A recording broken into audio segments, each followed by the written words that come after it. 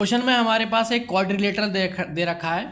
इसमें यहाँ पर हमसे जो x पे है इसकी वैल्यू पूछ रहा है, find the value of x, find x, ठीक। और एक हम देख पा रहे हैं कि क्वाड्रिलेटरल का जी एक्सटीरियर एंगल है। तो अगर हम angle sum property of quadrilateral की बात करें तो ये हमारा है 360 डिग्री, ठीक। जिसमें angle 1, angle 2, angle 3, angle 4, angle 1, angle 2, angle 3 और एंगल 4 हैं, ठीक है। तो एंगल 1 की जो वैल्यू दे रखी है वो 105 डिग्री दे रखी है, और एंगल जो 2 है उसकी वैल्यू दे रखी है 68 डिग्री, और एंगल 3 की जो वैल्यू दे रखी है वो दे रखी है 50 डिग्री, ठीक। और एंगल 4 की जो है वो वैल्यू नहीं पता मैं यहाँ से लेके यहाँ तक की, ठीक है। तो उसको एंगल 4 ही करके लिख लेते हैं हम। 360 डिग्री इन सब का सम कर देते हैं हम।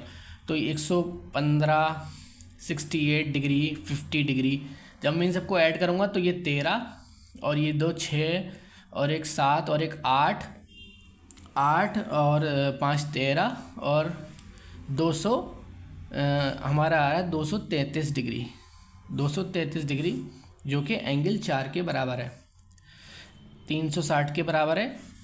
233 डिग्री प्लस एंगल 4, तो एंगल 4 की जब वैल्यू निकालूंगा तो 360 डिग्री माइनस 233 डिग्री। अब आप बोलेंगे ये 233 डिग्री कैसे आ गया, तो ये प्लस में था, इधर लेके गए तो ये माइनस में हो गया, ठीक।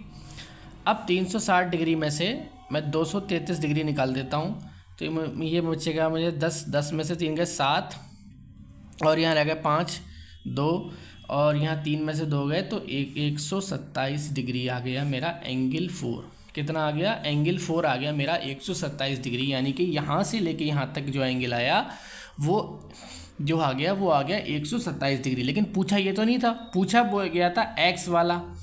तो हम ये जानते हैं कि लीनियर पेयर ऑफ एंगल जो होता है, दो एंगल है हमारे पास, ठीक है, जैसे एंगल 4 प्लस एंगल x जो पूछा गया है, एंगल x और एंगल 4, इन सब का सम क्या होगा, इन सब का सम होगा 180 डिग्री, क्योंकि लीनियर पेयर एंगल की ये प्रॉपर्टी है।